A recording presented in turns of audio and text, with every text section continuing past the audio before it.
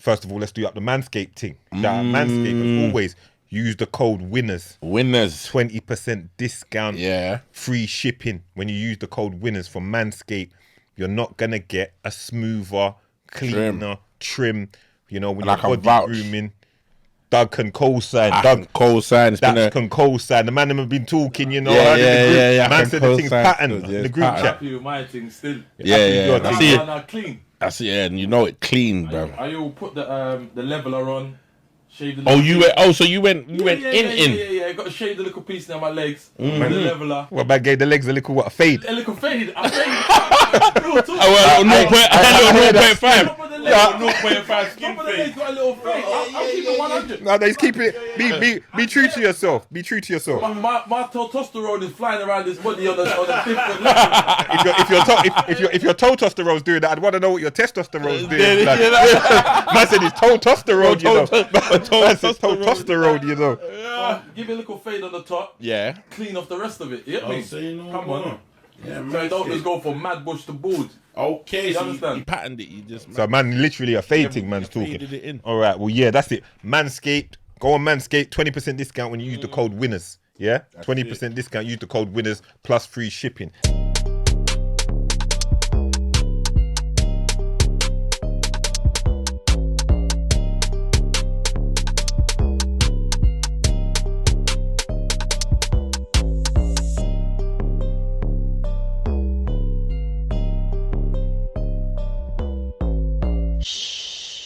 Winners talking. Listen, we're back in again. Come on. But it's a new location. Hey. We switched up. Light upgrade. That's what I'm saying. Light upgrade, because it's what we do. You understand? We can't stay the same all the time. No. Can't stay stagnant. We've got to keep it moving. Got to level up, man. Always got to level up. Yeah. Aim to be leveling up all the time. It's Pound Sterling, the hustler. They are. Big Dougie Doug. They are. Special guest. First guest in the new location. Yes. My friend, my brother. Good guy, you know? Yeah, man. Me and him did big interview the other day. We took it there. We took it there. We spoke on certain things. I want everyone to look out for that. It should be out now. The man himself, Castillo. What are you saying to me, man? Hey. Big Man Ting, yeah, bruv, I gotta get my plug in. It's the main event, Big Man Ting Castillo. Pressure and Pain out now on all digital platforms. Jeez. I gotta say that first before I say that. Yeah, you gotta plug yourself, You gotta be your own cheerleader, you know what I mean? Of course, spokesperson, everything. I'm not gonna lie, bruv. I've never been around so many big people in my life, bruv. Come on, everybody's big as fuck, bruv. I swear that. It's like when I went to the Fury thing. That's how everybody looked, bruv. I was thinking, fucking hell, bruv, some giants. Yeah. It's different in there. Different in there, man. And them ask me certain times, where do you get like so many like big wham off bread? That's what I'm saying. One man like Doug, you don't see three. That's what I'm saying. Exactly. Man's got 3, 6, 9. That's what I'm saying.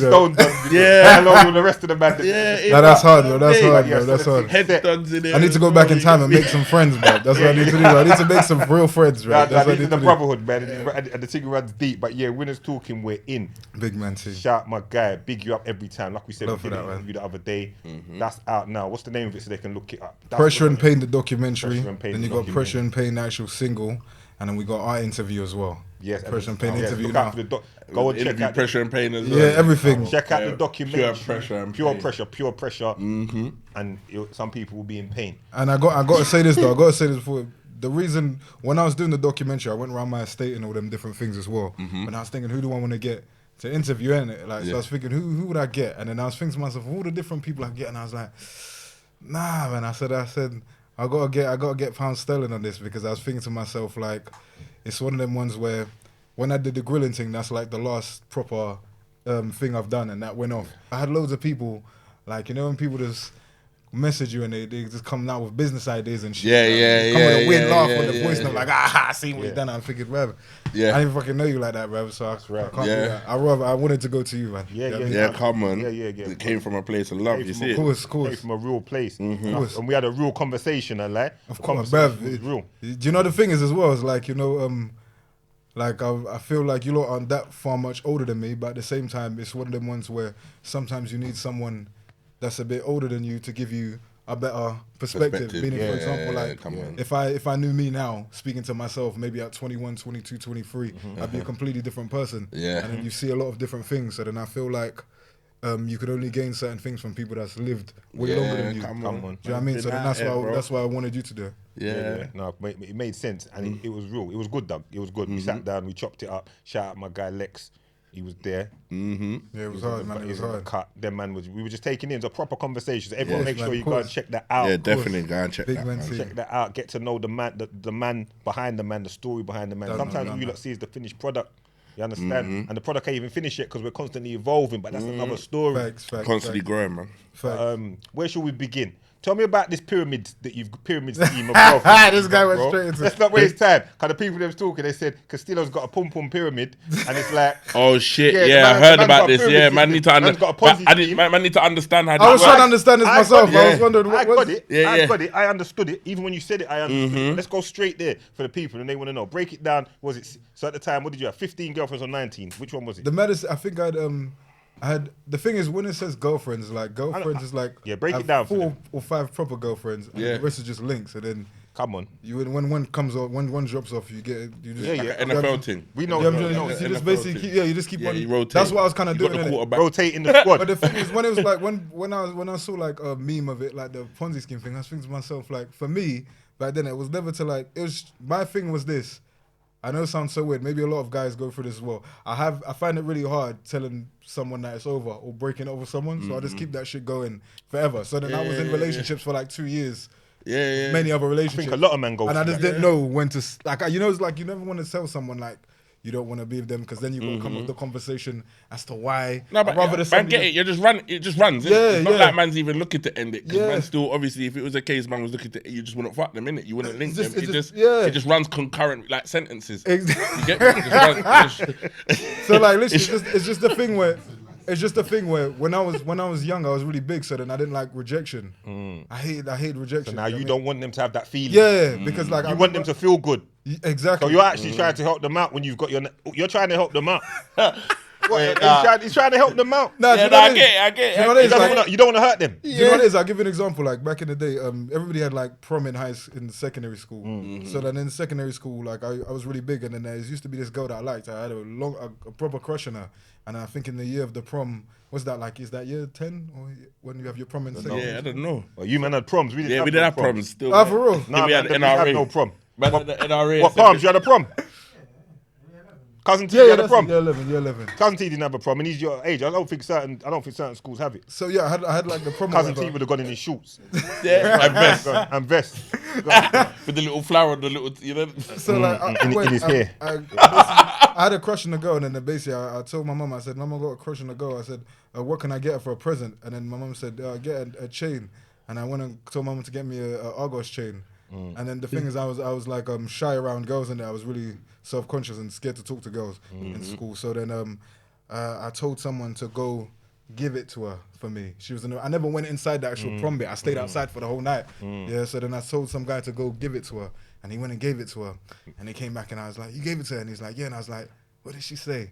And he's like, "She said, all right." And I was like, "Yeah, no, but her face, like, what was her face saying when she said that?" And he's like, "It's just whatever." And then have you seen Dumb and Dumber, Lloyd Christmas? Yeah. Then ones were like, "Yeah, you're telling me there's a chance." Then one's there, bro. I was probably gassed. I was like, "Yo," but then it's like knowing that she didn't really like me, like, do you know what I mean? Because obviously I was a fat youth or whatever. Yeah. It's like that proper bothered me for years.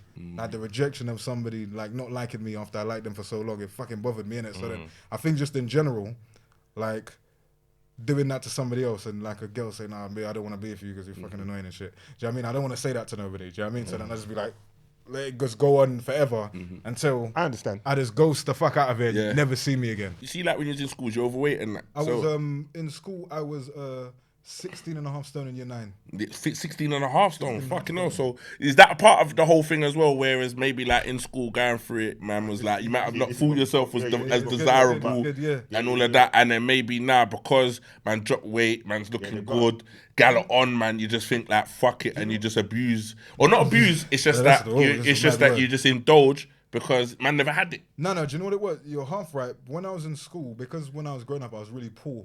and I came up to this country from Dominica, and then food was so cheap, innit? So then after school, I'd buy 3 packets of crisps, 3 chocolate bars, because I don't know, back in the day, you could buy bare things with a pound. For a pound, yeah. Yeah, so then after school, Whole meal for a I would just pound. eat it because I was really, really skinny in the Caribbean, and when I came here, I was like, bro, you can just buy like everything in Caribbean is like a luxury, innit? Like you want to buy Jello, somebody tells you that's a luxury item, you can't have that. Yeah. You come up here and you can buy crisps, you can buy chocolate, you can buy everything. So I just eating it, not knowing that you're gonna gain weight. But then after school, my mum would work every day in it, so then she'd just give me change to get food after. So then I would go and I'd get Dixie chicken. Yeah. Like I lived in Southall, so Dixie chicken, and then after that I'm having like 3 packets of crisps, 3 chocolate bars every day. So then my weight just growing, getting bigger and bigger and bigger and bigger. I'm getting bigger and bigger. By the time I hit secondary school, like 16 and a half stone. And then I was just like, do you know what I mean? So then I lost weight when I was 19. I lost weight when I was 19, and the reason it started because I had like my first kiss when I was like 18. Had my first kiss with a girl in my college, and then I remember I proper liked her in it, and then she didn't really. I think this was the first kiss, but then after that, she ended up getting pregnant by some guy in the school. Yeah. And I remember one day they were all talking and all that shit, all the girls, and then they showed a picture of the guy that she was dating. I looked at his thing, man had a 6-pack and everything. Yeah. And then that summer of that year, Triggered it. Come on. 18, I just I went. said, fuck this shit. Yeah, basically I just went and I started jogging. I used to do amateur boxing back then, and then they told me I'm not a heavyweight. They said I'm more of a middleweight or something. So then I just took that as well as the weight thing, and then I just started in the morning. I would run 2 miles, just build up my thing, and then run, and then I was starving myself at that time. I didn't realize I was starving myself. And then in the summer, I went from February 21st of that year to July 18th. I went from 16 and a half stone to 10. Yeah, dropped 6 stone. Yeah, mad. And from there it all started. Yeah, a little bit, because even when you lose weight, you don't know, you're not really completely sure haven't got about your mojo yet. Yeah, you don't know who you like. Do you know what I mean? Like you have to build your confidence. So then, at 19, I'm like trying to. I was still shy, and I'm building my personality. And then I think I went out to a club or something for the first time at like 21, and then I just I lost my virginity at 20, just before I turned 21. Yeah, and then I was in a relationship for 1 year, serious, and then because I was getting so much attention from girls, I was just like, fuck. Now it's just like, now you could go on a mad one now, man. I broke up with a girl after the year, and then that's when I started going mad. So 21, I started going mad. That's when man set up his pyramid. Pyramid scheme. Let's talk, when we're talking the pyramid, your ex-girlfriend, your girlfriend that went on the show with you at the time, a lot of people felt for her that she was having to, and I know you did as well. Yeah. I know you did. I think that kind of got overlooked, even though it was you that was kind of, you're the cause of the pain. I could tell you genuinely didn't want to hurt her. What's the relationship like with you and her? Explain. People might not know. Do you two still speak? What's the maddest thing is, me and her have always been cool. Like even when I said that when I said everything, that's just her knowing everything. Do you know what I'm trying to say? But even with that, our relationship ended in like 2017, 18. So it's not like it's a new thing. We've always been cool. We was cool since then. Do you know what I'm saying? Otherwise, we wouldn't have. When I told her I've got an idea for a show, etc., etc., she wouldn't have done it if we weren't cool. Yeah. And do you know what I mean? So, and then we did that. We filmed that last year on July the 18th. Yeah. So it's not a new thing. When people say it was a new thing, that was never meant to come out. And you and her are still cool. Like the matter thing, even during that whole time where she had basically a month before it came out, they'd put a trailer, and then she had messaged him saying, I got the message on my phone. I'll show you that. She was like, she messaged him saying, I didn't give you my consent to put this out. Like I told you. Yeah, I see that on socials. I see that. Yeah. I didn't want that out, and then she sent him some long fucking paragraph in his DM saying like I'm a private person. Like I told you the day after. Like we said the day after we didn't want to put that out. So why? And then he read the message and he just aired the message. Yeah. Which is a bit mad because then like let's say for example somebody comes on your thing right now. Let's say a girl comes on your thing. You don't chat, and then she tells you the next day, you know what? I'm not comfortable with this. I'm a private person. Like I'm just not in that space to do it. What would you do? Yeah, we'd cut it. Yeah, because you're gonna be like, you don't want, like even when I've done podcasts and shit, like obviously the Man Them Talk, I did the No Scrubs of Lippy and all that stuff. Directly after, what do you want out? What do you want to take out? That. Cool. Take that shit the fuck out. I did the his and hers thing with Z's. She's like, there's bare times when she's like, nope. No. And I'm like, all right, fuck it. Do you know what I mean? Because I don't, when it comes to that stuff, like I don't need to, I don't need to do something salacious to basically bust my thing. Like, I'll be real. Like, I always look at my thing like everything comes off of me. Everything revolves around me. So I don't need anybody. Plus, you have to protect your brand, innit? Of course, but even still, even just in general, like I don't want anybody ever leaving with a weird feeling about me. Behind certain, there's a lot of integrity behind. Yeah, like you don't want to leave with a certain taste in your mouth over certain things. But you know, the arena that we're in, there's a lot of people that just run off clickbait. Of course. So you were outspoken. You said like you didn't want it released. How did how did it come to still be released if she said I don't want it released? So basically, after we filmed it, the day after, I was like, yeah. There's certain bits in that I got to get taken out, and the person said, "Why?" I'm not saying names because YouTube monetization should come off. Yeah, they said, but it's entertaining though, and I was like, doesn't matter if it's entertaining. I was like, not comfortable, and I said my ex not comfortable with it, so I'm not gonna say my ex. I'm gonna say Riyat. I don't like saying my ex. The person's the whole person. Large up, what's his name? Riyat. Riyat. So I said, Meg's not comfortable with that, so we're not going to sign a consent form anyway, so we didn't sign one and we're not going to sign one, so. Do you know what I mean? Then a few months later, they sent me an email in my email saying, do you give this show permission? I'm like, this show? I was like, I never came with your take to make a show. I came with my idea. I'm the one that came with the thing. So then I said, I ain't signing that shit. They sent me that in September. It filmed in July, sent me that in September. I was like, nah. And then also, but they didn't send her one. They didn't send Riyat one, which is mad. So then I'm thinking, I would never ever. I think maybe people think that maybe by coming from me, they think maybe I'm a person that I do social media. So I'm like, anything goes. And I'm like, I'm not fucking doing that. Do you know what I mean? Because obviously all the year before I was doing podcasts with Lippy, I'm saying, like, there's certain things where when somebody tells me they don't want something out, I'm just like, no, I'm not going to, I don't want to fuck your life up and shit like that. I just don't want to do that, whatever. Even if, sometimes man them tells stories from the past and then you might say something about a girl and you got a fucking girl now and you're speaking the dates fuck off, innit? You don't want that in it. So then September I said nah, and I said, then they also didn't send one to her. And then I think February came in and he dropped a trailer and I messaged them like, what you know? Do you know what I mean? Like, why am I going for that? And then she messaged them, you see, they see the message, I'll show you the text. You see, seen, and then it's like, then I'm thinking to myself like, do you know what I mean? That's a bit strange because that was, like I said, that was done in July last year. And the last thing I did after that, the most recent interview I've done, apart from the one with Pounds, is the grilling one, which was last year in, I think, October. So yeah, like literally no forms, nothing. Where does it go from here? In terms of what? Anything. That's just it now. You just had to take no. You know the ones where all I can say is pressure and pain on all digital platforms. Pressure and pain. That's all I can say. You know the ones. Pressure and pain. The documentary out now. Pressure and pain. The interview out now. This is what I got to say as well. I got to say this like I always like to do the right thing in it, because when you don't do the right thing, that's when bad things start happening. Do you know what I mean? Everything starts going wrong. Your whole life could be in disarray. So I just like to let God do his thing. Do you know what I mean? So that's all I can say. Yeah, that's it, man. That's the realest talk. Calm as a bitch. And also, not even saying that, like with Rhea, obviously, I don't want to say anything that could, whatever she's doing, like I don't want to, I'm trying to say, because at the end of the day, in the long run, there's me who does social media, and then there's Rhea that don't do social media. Yeah. So then if somebody's telling you that mental health, they got a job, a real life thing, and then people are like reposting them after they've said specifically they never wanted to be on there. Yeah. It's a bit weird, especially in this time where, like, people talking about with women and like all these different things and all, like how you should behave and all these different types of stuff. Like for me, like I was just thinking to myself, you gotta just be more careful of how you move, because at the end of the day, it's your reputation. Yeah, of course. Like even with this, somebody comes in and does something mad, it will then follow you. Of course. Yeah. Like 100%. Me, I don't want nothing to follow me. Yeah. No. You got to move a certain way. Right, let's change lanes a little piece. Your videos online, the short ones, the big man Tim, bruv, it's where you're giving them advice. I hope people realise you lot might think it's all jokes. The man's giving some real advice to you lot, See, when he's saying certain things and he's telling you like what's going on, he's not lying, Yeah. I watch them and laugh, just like people do laugh. But man's talking from the real.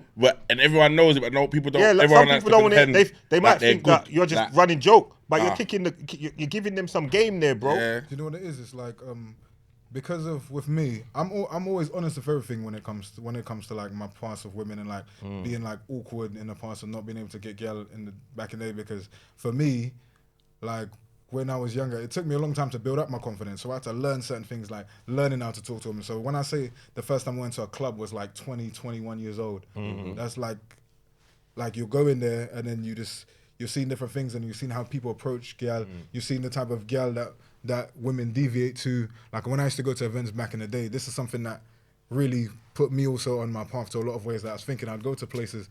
And then for me, obviously I've lost bare weight. I'm thinking like, for me, it was just looks. I would get girls just based on how I look. I look a bit different. I'm dark skinned, coolie, whatever. Like, so people, I might just get girls for my look. But then when you go into certain spaces and you're looking at different things and you're thinking, like, oh, who's this person? They're like, oh, this person is a promoter. They're like an artist. They're like a this. And you see the girl this love of that person. And then in my head, other things start coming. I said, oh, you're learning. Like, I'm trying to say, you're learning. Like, I remember, I'm not gonna say his name. I used to go to an event. Yeah, and this guy was wham, like he's big. Yeah, you definitely know he is, but I don't like saying people's names on things because they don't. And then I see so many women just love him off. He used to do an event, him and somebody else. They used to do an event, and then they just get the most beautiful girls I've ever seen in my life. And I just look and I say, every week the guy's got the most beautiful girl I've seen in my life. I said to myself, what the fuck? And I asked people like what is it? It's because he's big, and they're like, nah, man, he's just the guy.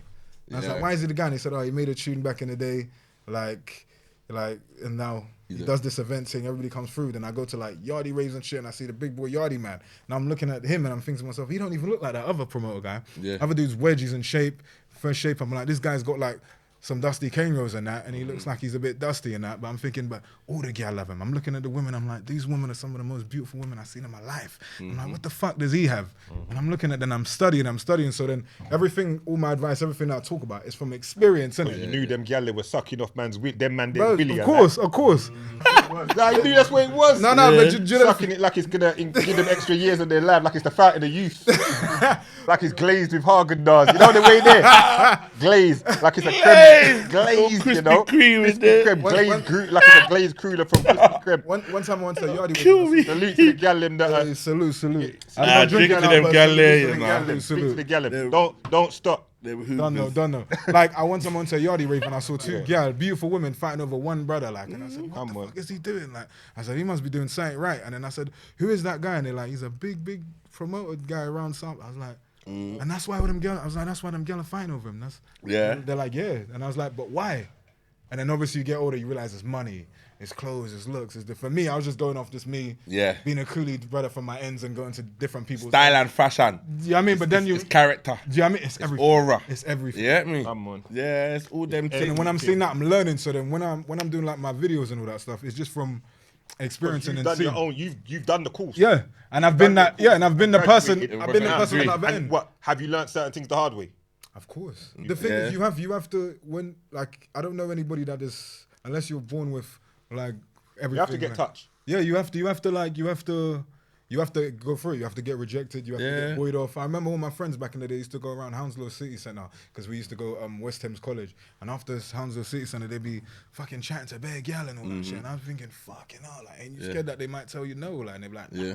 My brother's like, if I chat to 100 and I get 10, that's what it is. And I was like, fucking hell. I was like, you get rejected by a 90 gal, bruv. Yeah. You're a better man than me, bruv. You're a better man than me, blood. But you just learn, innit? I can't take that kind of rejection. Nah, but then... I'm not trying to owe that.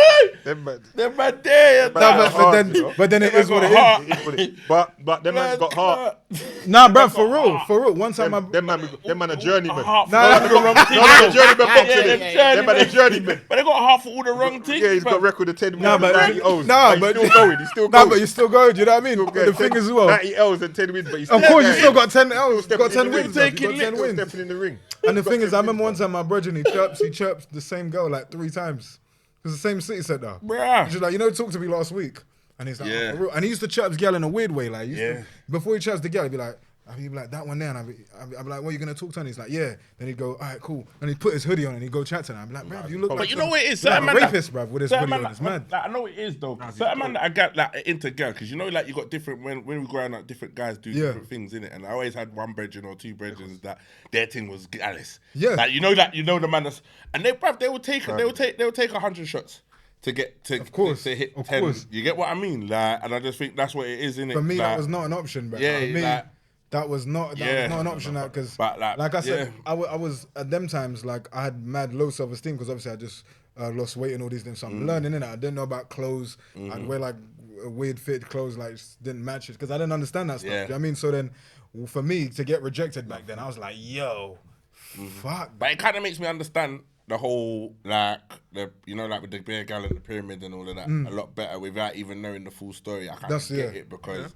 I understand it. Like, I think if I was in a position where things was mad or having that, where like what you're saying, I would like go mad. There will be a period of time for a few years where man is really just not giving a fuck and laying it down. You get what I'm saying? And Castillo's honest, you know, with like, there's roots and causes to a lot of things, and I'm not saying it makes the man them right in some of our actions.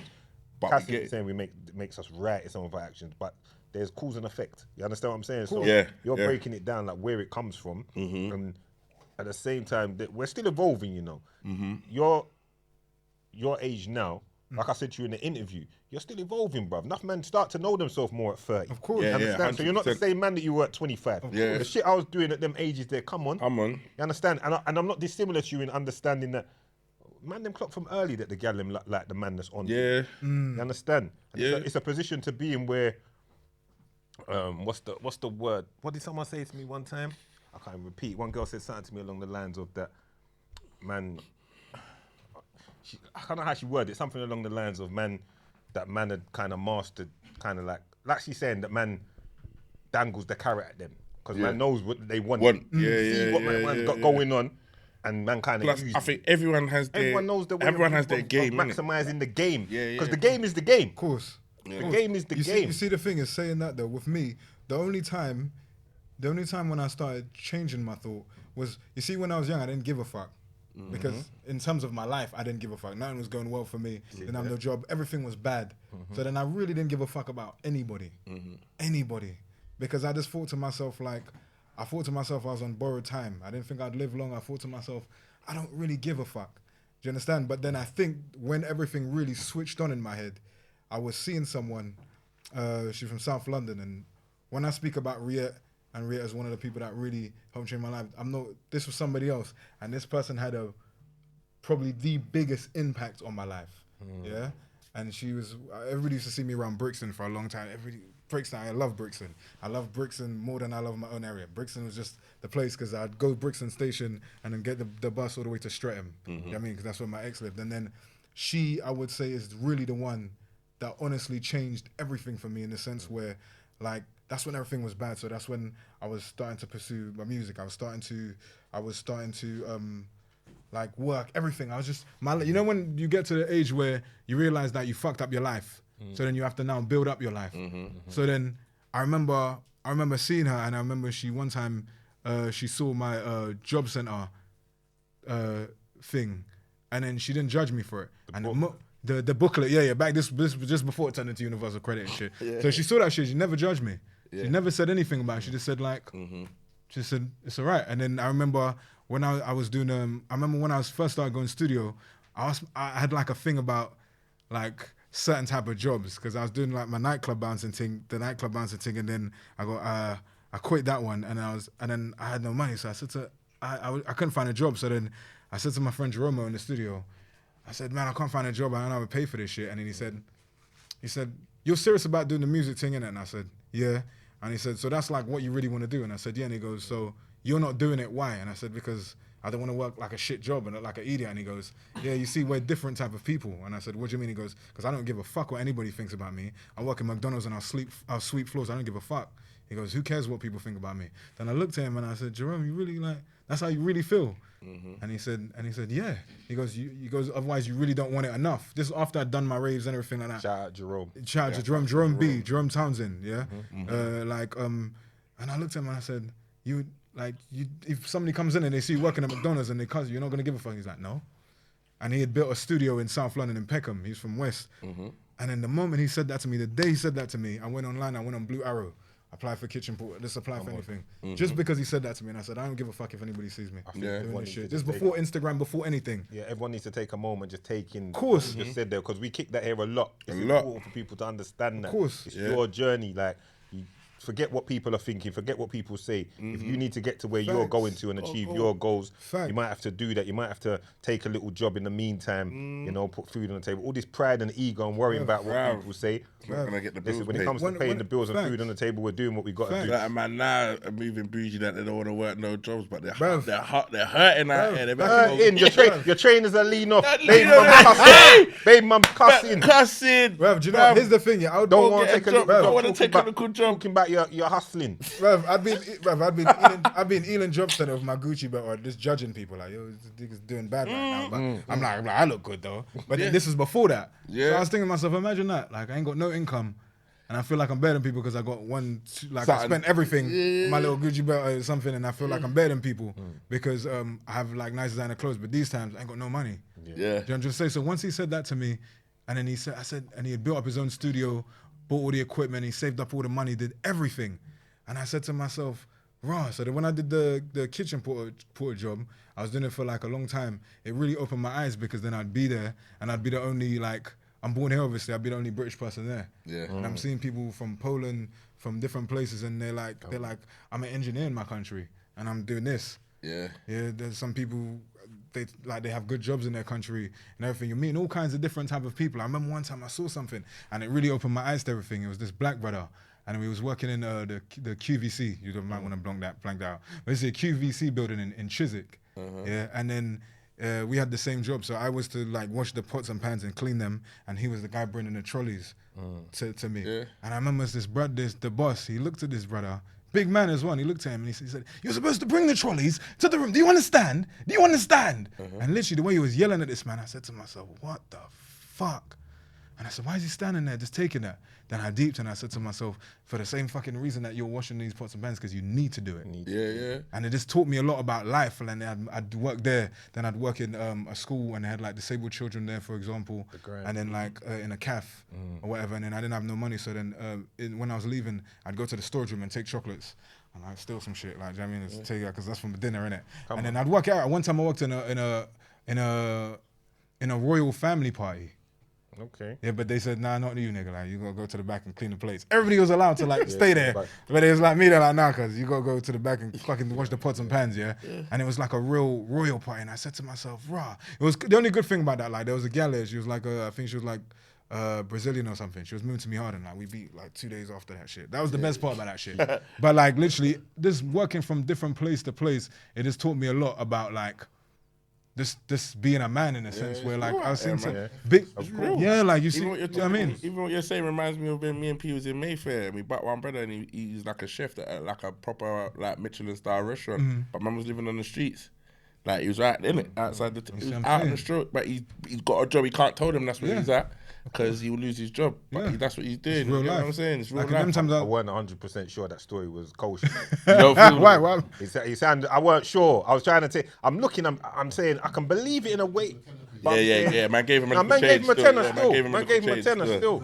Actually, I took his number. I better ring him. Doug gave me his number. All that Doug gave me. Doug took his number. I'm gonna ring him and see what's good. Really, you know what I mean? I'm gonna check it. Look, the £10 ain't enough. I weren't sure the story was kosher. It sounded good though. Yeah, so the good one. You could have just been going to buy a bag of smack after. Maybe, bro. But that's what I gotta be sometimes. That's your vice, bro. It's just how it is. It is what it is. But like them times, I used to earn a £6.70 an hour doing that. £6.70 an hour doing that. And I remember people would come in there. They'd be like, "Are you born here?" And I was like, "Yeah." And they were like, "So why the fuck are you here?" I'm like, "Cause I ain't got no choice." Like, you know what I'm trying to say? Like, but it's just one of them ones where I would take the money from that and I just put into studio brother, and try and do certain things. Do you know what I mean? Also that there, you know, I always say it, like when you've experienced certain things and done certain things, it's character building. Of course. So when you achieve successes like you're achieving now, as long as you're not an idiot, you'll keep that in your that humility will be there. Plus you've already lived Dominica, this, that, the other, so you can keep you grounded. You understand? Of course. But then going back to what I was saying about the woman I was seeing at the time, like she knew the one I was saying, the one from Brixton. She really like. She never judged me for any of this stuff. So even when I'd wake up in the morning and she'd be like, "Where you going now?" I'd be like, I got to go to Wimbledon.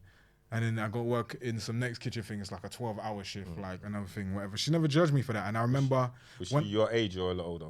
Like about 3-4 years older. Okay, because I know you like older. Yeah, I like older. Yeah, I like older women. So like, literally, like I remember I was doing that, and then I remember that's when I did my first video when I said the fresh mangoes and willy thing. Yeah, and I was at my biological mum's house, and I do one, and then you see them videos when I do, I keep it consistent. Yes. Or whatever. This is the maddest thing. I always look at her like she's like I forgot the word, like what's the word for something that's spiritual that's always like a good luck? I don't know the name for it. Like a charm, like a charm. Like a charm. Something that brings good luck to you all the time, yeah. So basically, when I do them videos, I be doing them videos and they get views and my following go up, but then I'm like, all these people like now are starting to know me. I'm like, I ain't really got nothing, and I'd be depressed. And I tell her sometimes, I tell her like, raw, like, I don't. She goes, "Aren't you gonna make a video for this week? Because I do them weekly." And I'd be like, "No, because I'm not happy, so I don't feel in my right thing to other side. I don't feel that."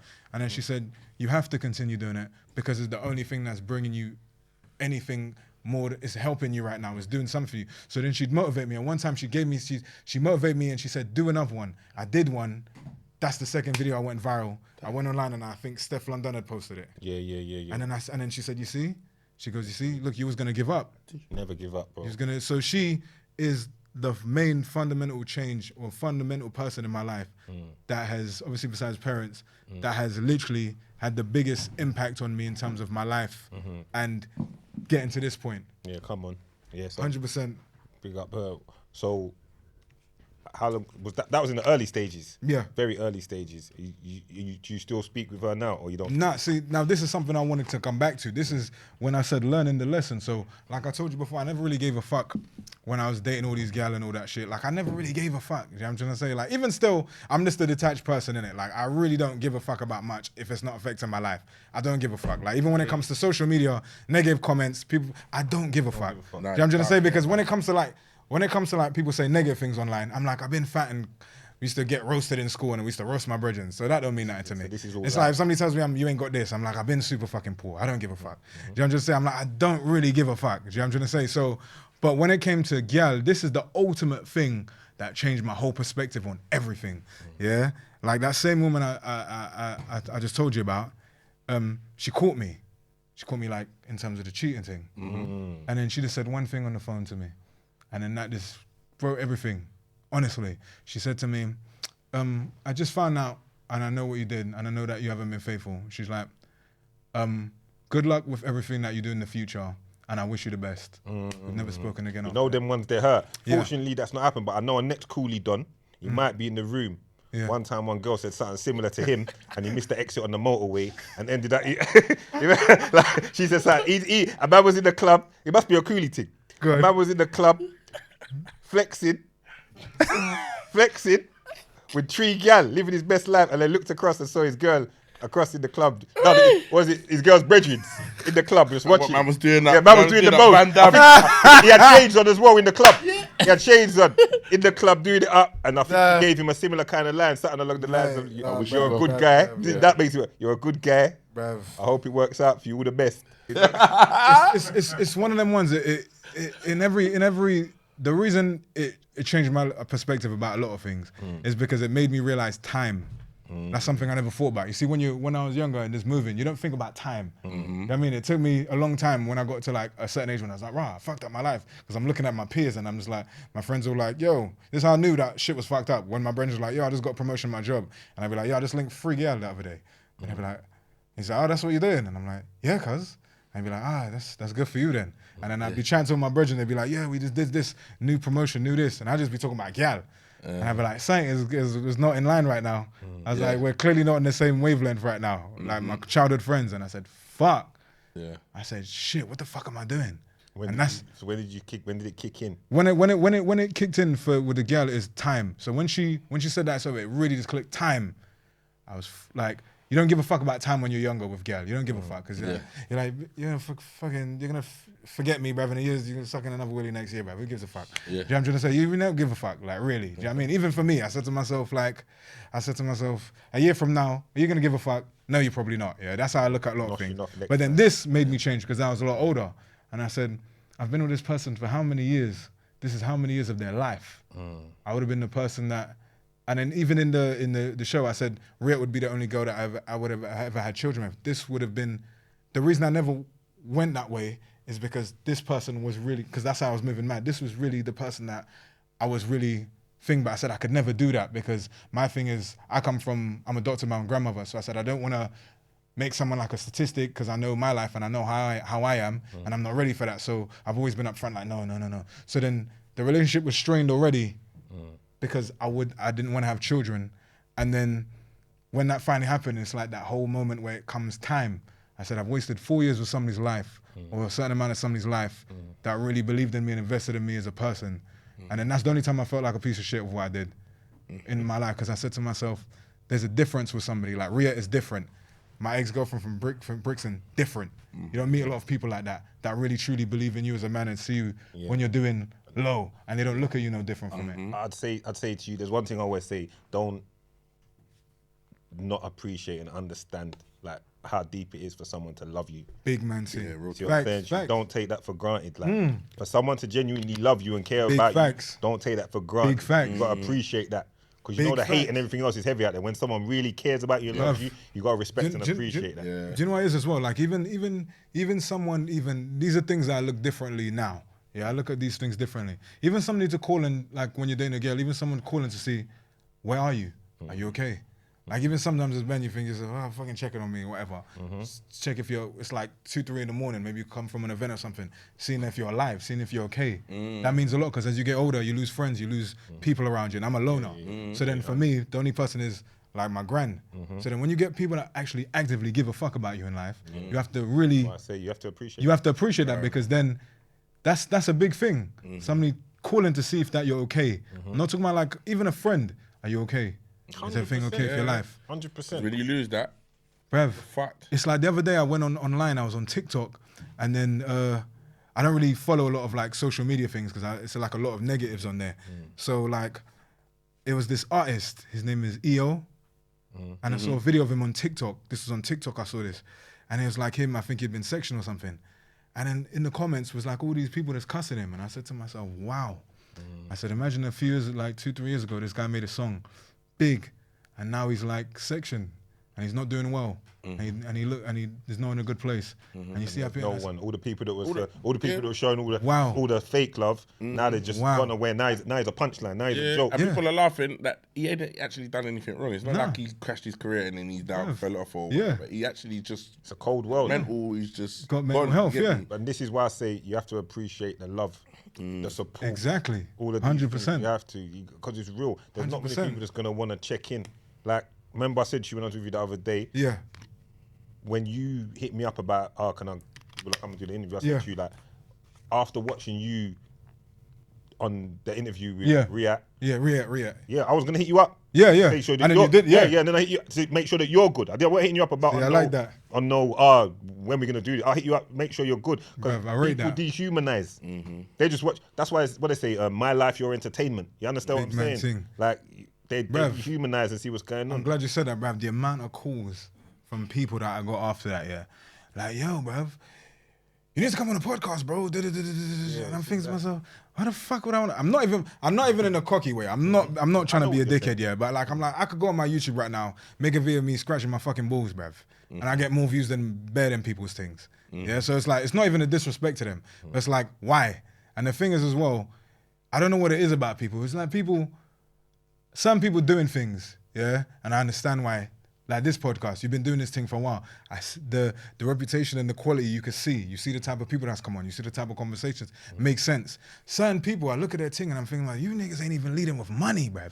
So you want me to come on this shit for free? Free, bruv. Are you mad, bruv? I'm not even trying to be a dick. I'm not even trying to be. Nah, but you're true. It's the real, bruv. Like, bruv, I make peas from social media. Yeah. So my thing is like, why the fuck would I come on anybody's thing for free? Yeah. Do you understand? Like even with this interview, this is the only interview I plan to do for a long time, because the last interview setting I've done in an interview was like 220 in a lockdown. So a lot of shit that I may even say this won't even apply to my life now. Do you understand? So for me, it's like, why the fuck would I come on a podcast, number one, for free? I don't do nothing for free. Do you understand? I don't do and you're not even coming from a genuine place when you're speaking. Exactly, so, bruv, and then people come call through the substance. Yo, bruv, like, yeah, my family went through this. It's like, bruv, I don't give a fuck about that. Not even trying to be, not even trying to be a dickhead. I don't give a fuck about that. Do you understand what I'm saying? People come out, yeah, my brother, my son, my uncle. Bruv, I don't give a fuck about that. Word. Yeah, bruv. Think about this. I'm not even trying to be a dick. I'm trying to. Nah, bruv. I don't. It's not even trying to be a dick. It's not even trying to be a dickhead about it. Like, bruv. Like, I come from a place here. Like I said, the 20p thing. Yeah.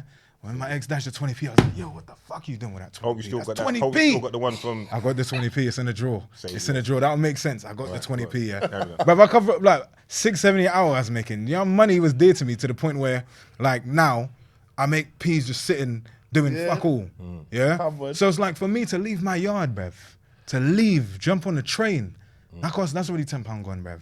£10 gone already, yeah? To come on some of these things for free, chatting shit, put that shit up, you get 3 views, get the fuck out of here, why would I do that? That's insane, yeah? And the thing is, I don't know what it is about people, it's like, I don't know if it's like a thing man them like to do, and everybody's somebody now, and everybody's somebody, everybody's like, yo, I'm a CEO, I'm a A&R, I'm a this, I'm a that, I'm a this. People ain't doing fuck all, bruv. People are saying they're doing bare things to try and get you to come on their thing. Yeah, that's how many people hollered at me. A brother hollered at me one time and he's like, yo, I got my own clothing line and you should come on my thing, bruv. Man will bless you so much, bruv. I'm like, 3 niggas probably have got your t-shirt, bruv.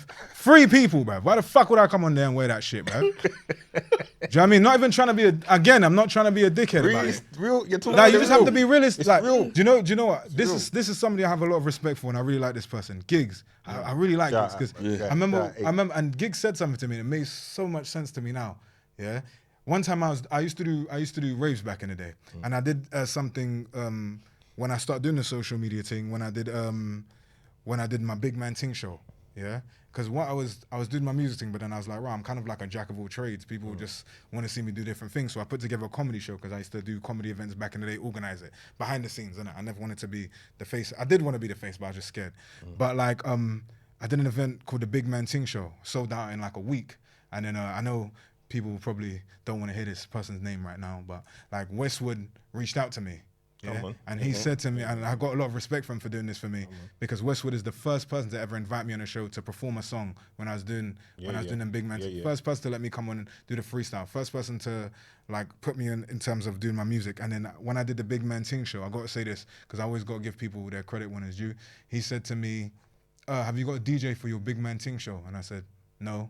And he said, I was thinking, could I do it? And I said, yeah, like, bro, I'll be honest, I ain't got money like that. You know what I mean? I said, what you would charge, I haven't got. And he said, no, I want to do it for free. And I said, you're going to do that for free? And he said, yeah. And he was the first person in the building, basically, set up everything. Yeah. People don't know that about. Didn't charge me a thing. Come on. And that was my first event, sold out in a week or whatever. And like, it was just like, raw. Yeah. But then going back to that, where was I before I just went on that little tangent? I said something about, where was I just before I got to that? What about the Westwood thing? Gigs. That's what I was. Gigs.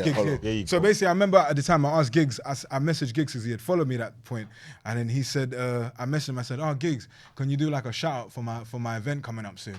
And then he said something, and I like this when people, because I'm a blunt person. Like I like people to tell me what it is. He said to me, "I would love to do that for you," but he goes, "But if I do it for you, I'm gonna have to do it for everybody else." And he said, he said, I support your thing and I rate your thing. And he goes, but that's the only reason why I can't do it. And I understood it. It made so much sense. And it makes even more sense to me now. Because now it's like, him doing that for me, it's a huge thing for me, but then I'm not understanding the extra shit that it just causes little bits of aggro in your life, because then it's almost like, then it becomes like, how many people have asked him? That might be his close friend. Yeah. And then you got me that he doesn't know in real life and he does for me. So why are you doing that? And then you just end up getting it's just more aggro for people. But now it makes sense to me. Yeah. So then it's almost like now anything I do, it's not even in a disrespect to anybody. I never want to make anybody feel like that. But then it always has to make sense for me. Brother, it's not that. Richard Black, like I was going to say, Richard Black would say when he was on our team. Richard Black was a G. Come on, man, that's the homie, bro. He said, people have to understand sometimes they've got to meet you at a certain level to get things done. Remember? And it's the realest talk. You can't. Sometimes it's like, man, I won't say who, but a guy the other day, me and him was just reasoning, I was bigging up what he was doing, innit? I'll say who. It was Miniature, yeah? I was bigging up what he was doing, and he said to me, the podcast. And then he said, no, you know what? I'm not even going to ask you about the podcast now. He goes, let me get my thing proper patterned up. And and then I can sit down with you, man, properly the way I should be sitting. Man, And that's what it's supposed to be. Of course. Sometimes all you people just all up in man's DMs and stuff, and you're asking a lot. You got to look up where what the you thing's bring at. to the table, Yeah. where it's at, and be realistic about what can be done. course. Man will always try to help. Man will try to accommodate as man 100%. can, but we can only do but so much. Cass can only do so much. Castillo. I got to say this as well before we continue with this. It took me ages because I'm always watching my Narcos. I'm always watching my Narcos Mexico. I kept wanting to call you Castillo. Do you know the thing? But I just had to hold it down. Even when I was doing the interview, I kept wanting to say Castillo. But I was like, allow it. I rate that question because you know the thing is, my name, I got my name changed when I met my dad. So Castillo is really my last name. So a lot of people was like, why would you change your artist name to Castillo? I was like, you think I chose some random Spanish man name to be my fucking name? Like, So what's your dad's name? my dad, I can't say his name because No, but his last name's Castillo. Yeah. Yeah, got So you, like got you, literally, got you. so my name. So I'll give you an example. I'm adopted by my grandmother. Wait, where are you from, Dominica? My mum is black from Dominica. My dad is Indian from Grenada. Yeah. So like, Look, Grenada. come on, man. Come out here, man. I'm Grenada as well. I'm Grenada and Jamaica still. I'm Jamaica and Grenada. My mum's side's from Grenada. Nice. Yeah, It's a small place, Yeah, though. it's small. Like, you can go around the drive. Bruv, it's a small place. I need to go. I want to. You see, Grenada people. That's where. it's a small place. Nice people. But Yeah, good people that play. when I met my dad, basically, so my grandmother is Frank Bruno's auntie. Okay. So her brother is Frank Bruno's dad. Okay. He died when he was young. So my grandmother, through marriage, obviously her name is a different name, and then she had my biological mum, and then obviously, but because I'm adopted, my grandmother always said, I said, oh mum, like I want your name, and she's like, I said I don't want this name that we got. I said I want the name that you were born with, and she said you can't have that. I'm just saying, she goes, that wouldn't make sense. And I said, so then when I met my biological dad for the first time when I was 23, when it got changed by deed poll, so then that's why my last name, and that's why, and because obviously it's like my dad in and out of prison or stuff, because I didn't know him and whatever. I thought if my dad never met me at that point and I never knew about him, it almost be like he never existed. So I said to myself, there's only one thing I could have from him that will last forever. I said, that's his name, innit? So then that's why I got my name changed legally to that. So then it's like a lot of people come up and say, why is your name this? Why? And then even down to my dad's hair, I don't know why it's that. My dad's Asian, so I don't fucking know why his name is that. Do you know what I'm trying to say? But it made me laugh. He was out here putting in work. Yeah. I was out here putting in work, man. The thing is though, but then it's like a lot of people are like, why would you? Is that your real name? Like, etc. etc. I'd be like, yes. Like, I wouldn't change it. If I was to be explained, your though. real name. Yeah, that's what I'm saying. If I was to go back and I would have changed it to something mad wavy, bro. Yeah, Like but wavy people ask gun too man. many questions. I don't know, People are too bro. nosy. It's like hard. Huh? People are too nosy and they ask too many questions. They don't need to know nothing. But the thing is, the main reason I did it though was to flip the narrative of my dad's life. So my dad had a different kind of upbringing, crimes, all that different type of shit. So I said, that's something that I can change down the way, because my dad is like, I remember one time when I met my biological dad, I was it was in Gurnell. That's why I used to live Gurnell Estate. And then randomly some small Asian lady, she was my auntie in it, but she's like, I'd always see her by the bus stop in it. And then when I finally knew about my dad and she knew who I was, I just had to try to have a casual conversation with her. And she just looked at me and she says, you know, the sins of the father passed down to the son. Yeah, your dad was a wild guy. Yeah, but she wasn't even, she was talking about everything else. And I was like, yeah, so I was thinking, what the fuck is the bitch talking about, man? I was like, I don't even know you like that, man. Do you have me just say? Do you have me Get think your bus. Yeah, I was thinking to myself, like, what the fuck? I don't even know you like that. But like, I was thinking to myself, this is what it is, innit? But that's why, for my name, like, that's... You're changing the narrative for this. Yeah, exactly. What's your relationship with your dad now then? With my biological, you only know. Well, we said this on the documentary. You met you me. spoke about it He met me at 23. We cover it more in depth. Yeah, but he met me more at in depth. 23 for the first time, and I met him. He met me when I was 23, and he didn't know about he had a son, and I didn't know about. Obviously I knew I had a dad, but I didn't know. So, By then you'd already lived. yeah. So So, it's by the kinda time I hard. met him, but the thing is, when I met my dad's got schizophrenia, and he's not well. So then it's mad fucking late now, innit? Like, do you know what I mean? But I remember when I went to meet him for the first time. He had like, because he's not well, he had like written loads of stuff on the wall. And I remember at the end of the time, at the end of the meet, he said, "Oh, what's your number?" And I was thinking, I ain't got my phone, cuz. I was thinking, I don't want my number on this wall, blood. I don't know what's on this wall, bruv. Nah, never. Yeah, and then I remember he said something to me, And this is how I knew my dad was like super gone and there's no relationship now. He said to me, he looked at me and said, "You got nice hair." And he said, "What'd you do to it?" And I said, "I don't fucking know, bruv." I said, "I just fucking wash it." And he said, and my dad's Asian, innit? So he's an Asian man, innit? Asking me this weird question. I was thinking, it's just like that. Yeah. And I said, "Yeah, you got beautiful hair.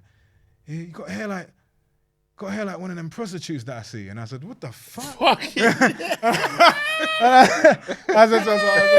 said, "I can't talk to this guy." He was talking about like doing the most. No, but I was thinking to myself like, I don't think this relationship's gonna last, man. Like, Hey, this bond is over, bruv. Like, we exactly. And then we're not trying to bond over. Yeah, and then I remember I was walking through Greenford one time, and my dad was high, like he was high, and he was like leaning out, and then I was walking with my first girlfriend at the time, because we had broke up, and then we had make up. That's when I lost my virginity to. And I was walking, and as we was walking, I see my dad, and she doesn't know it at this point. She knows I met my dad, but she don't know who he is. And then the person just calls me like, "Hey," and then I was like, and he's like, "I went to Jamaica, and they told me I was king." And then my cousin, and then sorry, my ex, she's like, "Do you know that man?" I said, "No, I don't know these fucking people, bro. What the fuck? Don't talk to these people." And I carried on moving. And then another time, like I must have been in Ochi's in Shepherd's Bush, and I was with a girl, and then my dad, he was in Shepherd's Bush, and he just came outside the window, and I used to sit down and eat. He just came outside and he just had this like the third time I ever seen him. He just came outside and he was just smoking a cigarette, and he was like, just looking in the window. But he knew it was you. I don't fucking know, man. I don't know, man. He knows. But the gal was there. You think so? I don't know. I don't know. He's looking at the window and say, "You gonna continue to deny me, nigga? You gonna deny me?" He probably looks in bare windows, No, but I don't know, man. I don't know. It just scared the fuck out of me. Window that he's sitting. Bruv, all I know, yeah, me and the girl, and so she looks out the window, and I look at the window, and she's like, "Do you know him?" And I was like, "No." I was like, You know "He's he's on fucking, I didn't say shit. I just said, "We gotta get our food and go, bruv." I said, "We gotta go." You know he was on bad still. I don't know. I think so, yeah. I think he was taking a piss, because he was on bad. He just looked at the thing, he was like, and I was just like, I'm putting cases on. Pelican Bay is going. Nah, but the thing is, so this was when I first met him, so this was about 23. But that last time I actually saw him is then obviously you grow older and then you look at things differently. And then the last time I saw him was like last year at a funeral. And I looked and I said, "Wow." And then I think obviously you mature in it. And I think because I've grown up a bit older now, even down to my biological mum and then that we spoke about, like I've gained a different understanding. So then even when I used to not want to like be associated or anything like that or be around or just even get to know him, I said to myself, like, I obviously did some more research, and it's like, my dad's been in and out of prison for like since he was young. Like my dad probably had mental health at a young age, schizophrenia at a young age. And I said, who am I to like look at this person and actually have any kind of judgments on this person? I don't know their life. And that's when it just hit me. I said to myself, like, raw. I said to myself, you never know the paths that people walk before they get to that point. So it's almost like when I go back to the EO thing that I was talking about. Yeah. 2 years ago, I was seeing this guy on YouTube with the song Big Shun. Now he's section doing this. I don't know his life. But brother, I think you've got a greater appreciation for everything because you know biologically in your own mind as well. Like, you know, you've seen firsthand one false turn and that can be you. You understand? It can happen to anyone. It can happen to anyone. So you've got appreciation and understanding of it. You're not gonna mock it when you understand that you've seen it firsthand. You understand? It can happen. Also, like even sometimes how I look at it as well, because even me and my dad, I got a mad relationship. Yeah, like even now he try to ring me while he's sitting there, and I don't really chat to him like that. Yeah, but one thing I look at that is sometimes that goes way of showing you that if you don't fix up or that's you in the future if you don't fucking you get what I'm saying. Sometimes that's why I find it hard to. It's a cautionary thing. Like so sometimes I find it hard to fuck with him because that is like that's like a way of looking at him like, right, that's me if I carried on doing certain things. I say look at them and see where they go wrong and better all of that. I'm never gonna do what you've done there. You get me? You understand? I'm never gonna move like how you move. But then you just said something very, very good there. You said like at any turn, you said at any turn, and you said it could be any of us. Yeah. Now here's the thing that's scary about life. Yeah, literally, It just takes one thing. Of course. Whatever it is whatever it is that could apply to your life, all it takes is that, and you're in a completely different space. Sometimes you see when you go Brixton High Street, you see the man them selling incense. Like, yo, what the fuck? You know what I mean? You're just like, and you're thinking, how the fuck did you get to this point?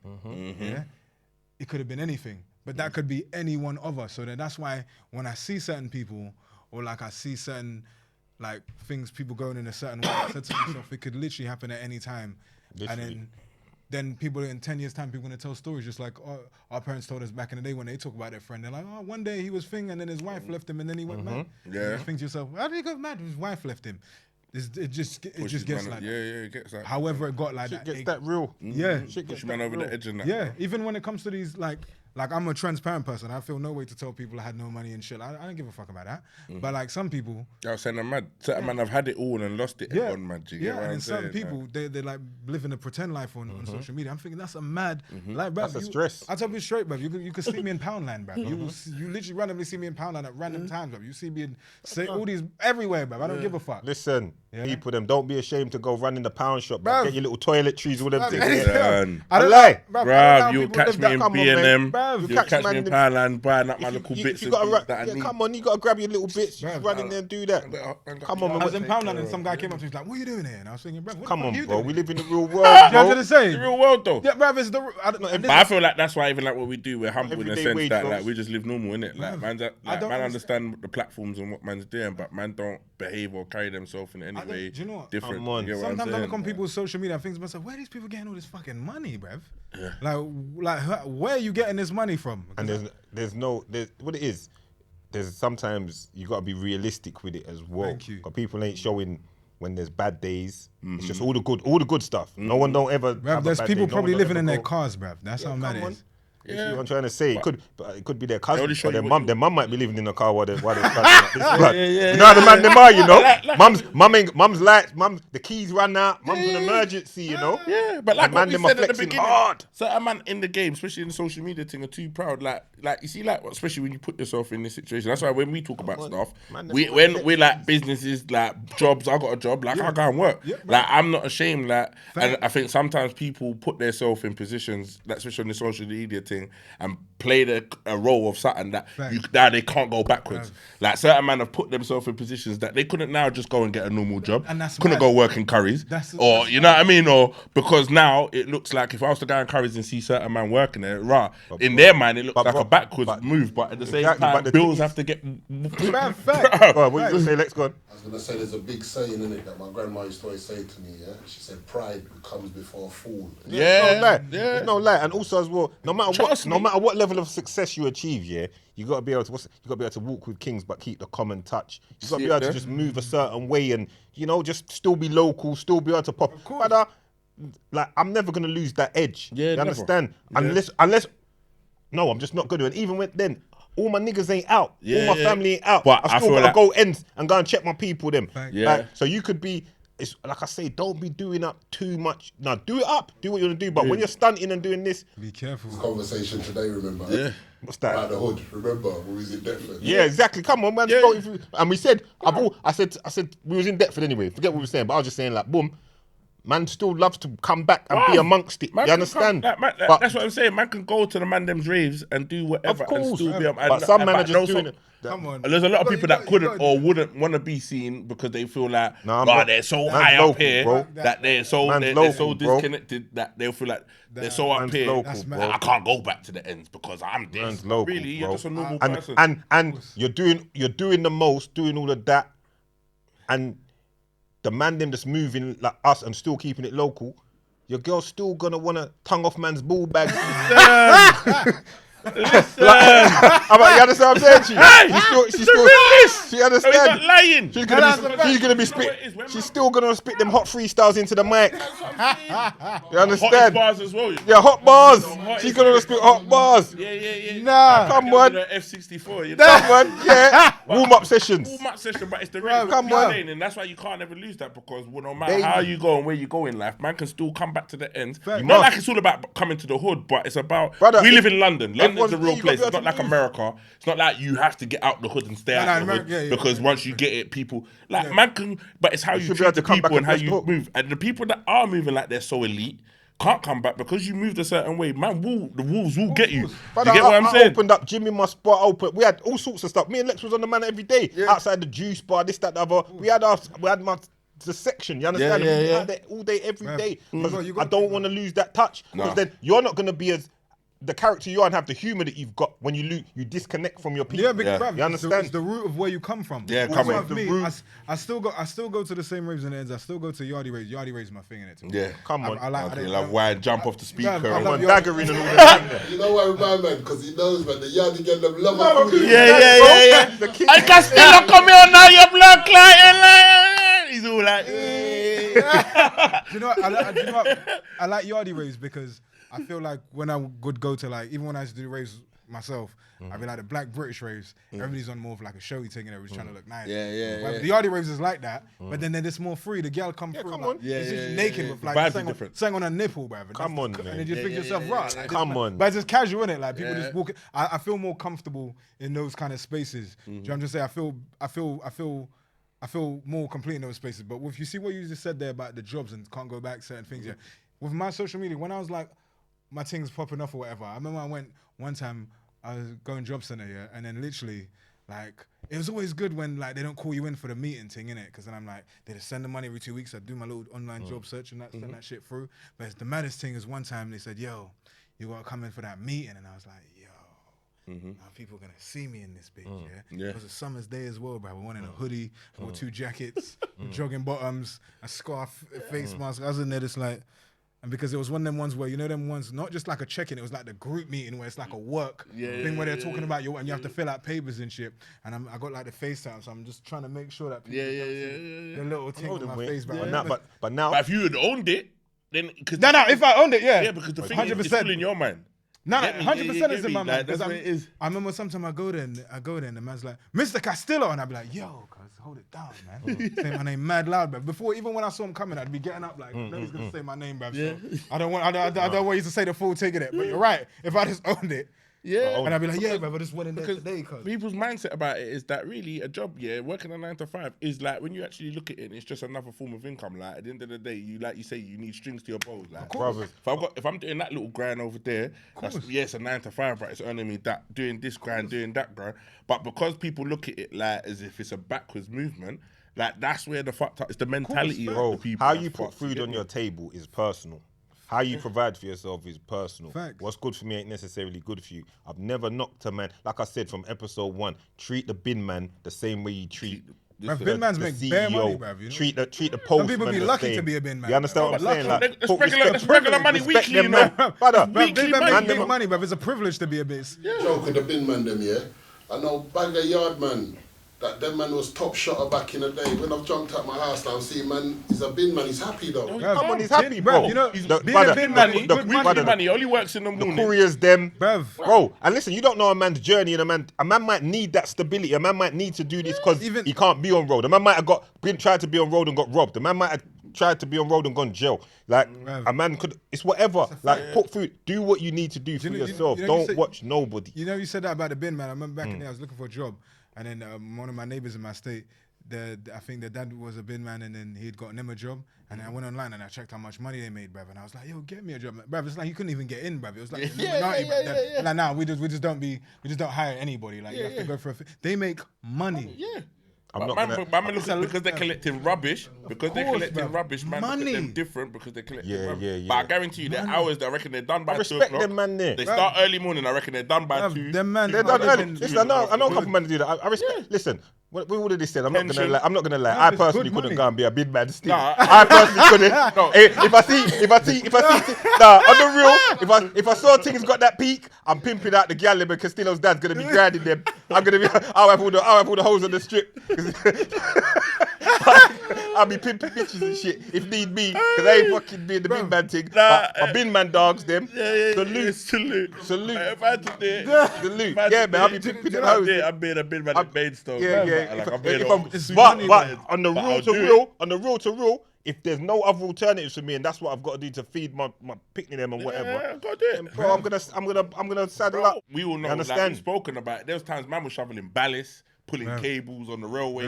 We've all real. been in. So man, them are putting the hard work. Like so now, where we sit now, we are all comfortable in a sense that we are truly grateful. But it's not like we've just always been comfortable. Man, just in Atlanta. And you know, I was on the bed base, bro. No, so Pete's kind of been lucky in that fact that where he's always had his own business. Yeah. You know what I mean? From his gym. Yeah. You know But you know what that is? That is the grind and the hustling spirit, knowing that I'm gonna come off one thing to do another thing. Yeah. Do you know the thing is though? The thing is, for a lot of guys, it's like women. That's why it's like the pride, and then there's the whole women thing. How women will perceive them doing certain things. Yeah, because let's go back to what you said at the beginning. Yeah.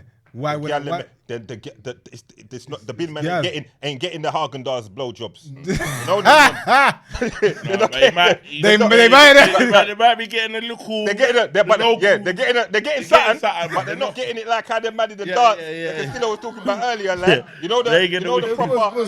Them man in the dance are getting fellatio. Yeah, fellatio. They're not even getting. They're not getting blow. Yeah, they're getting blow. Do you know what it is? It's like. Yeah. Nah, but here's the thing though.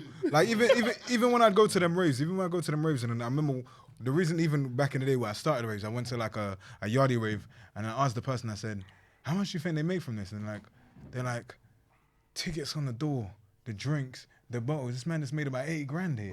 And I was like, what? And then I was like, so this is how they live, this is how they make a living. And they're like, no. They're like, he drives like a van. That's his real job. And I said, what the fuck? Do you know what I mean? And it's like this is the thing. But you know, it's the hustle, but also it's a part of who the person is. Exactly. That's what I'm saying. Like sometimes, even when man was broke and had nothing, man was doing that all right because of the character of who man is, innit? Course. And sometimes that's another thing. What people like, I just want to put that out there. Is sometimes if that's certain man's ambition, and don't feel like they have to just be the money man or whatever. Sometimes it's just you being yourself and having a bit of character and having a bit of game about you is what will get you through. Yeah. Like you said, when you first started, that you didn't have the confidence, you didn't have the game. Do you get me? But then when the game come, you might not have had the money, but you was now. You had the game. All it went from then was just like game and then looks. That's literally all it was. So then I would be dating like women that's like bank managers, women that's like casino managers, and shit like that. And I had fuck all. Do you know what I mean? But it's one that. But you had a thing about you. Yeah, exactly. Yeah. But then you see with that as well, like when it comes down to all that stuff as well, I always say to people, like it's something I learned. Like it's something I learned when I went through that stage where I was like fucked up my life. Yeah. It's basically, this is what a smart man does, yeah? Smart man, you have your passion and you got your real job that funds your passion, yeah? And you never lose this one because you're in chase of this one. You keep both because then when that fucks up, you always got the constant revenue coming through. Then it's the next thing is like, you always got to have a place to lay your head. You never want to live off someone. You never want to live off a gal. Even if you're living with your mum, living with a parent, living in a room, living in a fucking box, it's your box. It's your shit. Yeah. And nobody can kick you the fuck out of that. Always used to say that. Yeah. Nobody. You'll always have your independence. Gal will be quick to say, get the fuck out the yard. Facts. Any girl ever says that to you, you should leave. Facts. Any girl ever tells you get out my house, leave the house. Man. Because, bruv, of course. Self-respect and of course. Because then, for example, it's like imagine at any moment, like somebody can just tell you, get the fuck out, and then what you got? And you can't stay there. You got nothing. You got to leave. Yeah. But then even if you got a little room, even if you got a box, you got to appreciate that because then that's something that you have. Box. It's your shit. Yeah. Do you understand what I'm trying to say? But a lot like, and this is what I said about with the job thing, it don't fucking matter because then it's your income. But then a lot of guys, it's like they move through, and it's like a young thing, I guess, but then some older guys do that. They live off like what a woman's going to perceive them to be, what they're going to look them at as when they step out and certain things, how people's going to judge. Yeah. Fuck all of that, bruv. That's right. I don't give a fuck about that. All jokes aside, and I say this we said this is old news to us on our platform. I've been saying it, like a good woman, it's not going to be about the material things. Thanks. It's going to be Trust about me. And that's why they're hard to find. That's why I say to you about. That's why I say to you about. A man will have them and fuck them over. When you meet someone that loves you genuinely, you should appreciate it. Exactly. Because the good time gal they're gonna move on to the new the new man that's on things. Sometimes it's like a circle because then a guy could be good, get with a gal, and then she fucks him over. Then he turns to a savage. Because I remember one time I was linking this gal, and then like I said, didn't have fuck all. Yeah, this when I was at my super lows. Didn't have fuck all. Yeah, super fuck all, nothing. And then basically I was linking her, and then like we must have beaten all that. And then after that, she must have mentioned a guy that she was seeing, and she said he was like a professional football player. And she said, he fucked up his leg, And now like he's just working a regular job, and she's like, he keeps on calling me, like, and she's like, why would I even pick up his phone? Like, you ain't even doing things no more. And I was like, yeah, you know what you're dealing with there. And I was like, but to me, I was just thinking to myself, like, wow, just like that. Yeah. So because now he's went from being that to now just working a regular job, he's not it no more. She was basically like, nah. Like, she's like, why the fuck would I get with him? She's like, you don't have that no more. And I was thinking to myself, fucking hell. It's a cold world. Very cold world. I was like, God, I'm just here to get some pussy, you didn't have nothing in it. What you said when you was dating her, you didn't have anything. I didn't date her, bruv. I was linking. No, that's what I mean. When you was linking her, you didn't have anything at the time. No, so she just liked you for you anyway. That's why she was being so exactly, honest. Yeah. But then see, that's the thing. Gal will have certain man. He was the rich. He was the boops. Yeah. He was the boops. He was because that's the thing. Another thing. Women have different man for different things. They've got their own pyramid system. Cool, they got their own thing. But they want a guy like they've never heard it before. They hear man say they got their own pyramid scheme. But everyone wants to play like they're goody and no one ain't out here. Listen, a gal will be talking to 16 different men, you know, and really, she's only really gonna fuck with one. Yeah, really, or maybe two. And some gal got different men for different uses. Yes, that's what I was gonna get to. The Uber driver, they got all kinds of things. Yeah. Come on. They got a man for different things as well. Everything. Come on. Do you know what I mean? And that's why for me, sometimes where, obviously when you get older, you realize it's more what you have, who you are, and all these different things. But for me, it was always like, if I could get a gal with nothing, I'm not gonna give you fuck all. I ain't giving you no fucking money and shit. That's rare. I ain't buying Keep you that things. energy. Get the fuck out of here. Why the fuck Keep am I do that? It's only like, is this now? Like I used to move. Like people would think now that I would move super reckless because now it's like got like a little profile or whatever. I'm just like, now I don't fucking move reckless at all, bruv.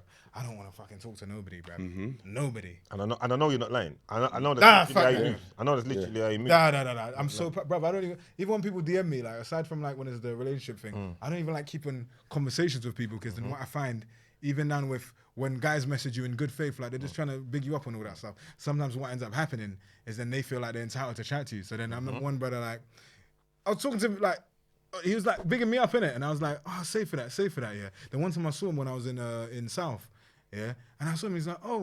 He's like, you remember me? And I was like, nah. And he's like, my name's Thingy. Like I messaged you a few times. Like big up your thing. I was like, oh, save for that. Then he was, I needed to go to a shop in it, and he was like, this.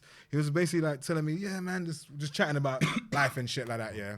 And then he said, like, yo, like, and he exchanged numbers and shit. And in my head, I was thinking, oh, fuck's sake, bro, I don't really want nobody to have my number and shit. But I was like, it's a cool guy. And then he said, I work in this place. If you ever want a discount or whatever, I'll come through. And I was thinking, I don't really like to do that either. I like to pay full price. I don't want people feeling that they have something over me when they gave me something. So, and then he would message me on the WhatsApp, innit? And I'm thinking, bruv, I don't even pick up my phone to my family, bruv. Like, I don't like nobody calling me. I like my phone to be on nothing. And like, you know what I'm trying to say? So then he'd message me like, yo, bro, let's go shisha, let's go this place. Yeah, he's doing too much.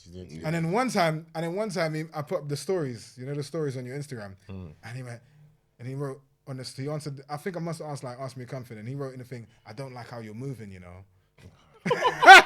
And then I had to message it back now because I think so. I was like, I don't know if there's a miscommunication. I've done some fuckery in it. I don't like to leave that to be my reputation.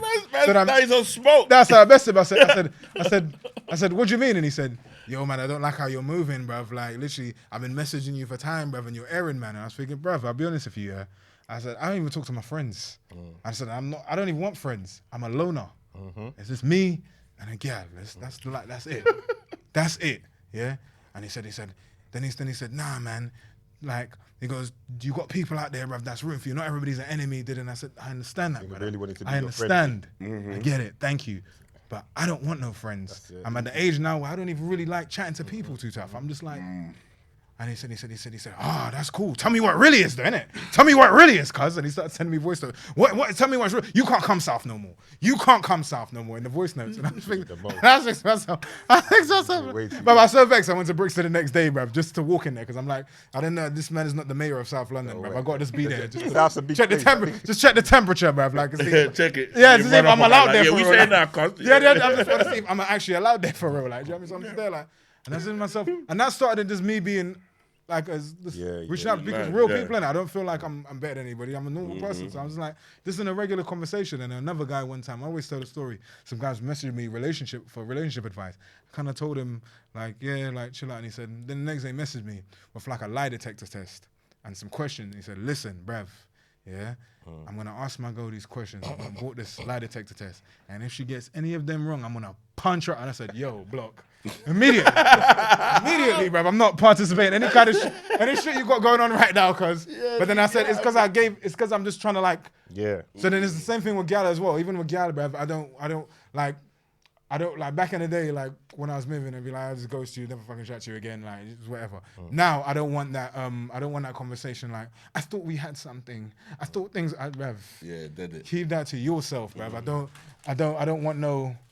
Even when gal tell you like, oh, you can be honest. Gal say that you can be honest, and then let's say you go, and then they say they don't want no strings attached, and then you fuck, and then as soon as directly after you fuck, you go on a date with the next thing, and then they see you on your stories on a nice little dinner date. They be like, "Right, is that how you're actually moving? I can't believe that's what you're actually doing." And you're thinking, "Yeah, I thought you said Hold that. on. It didn't really fucking matter."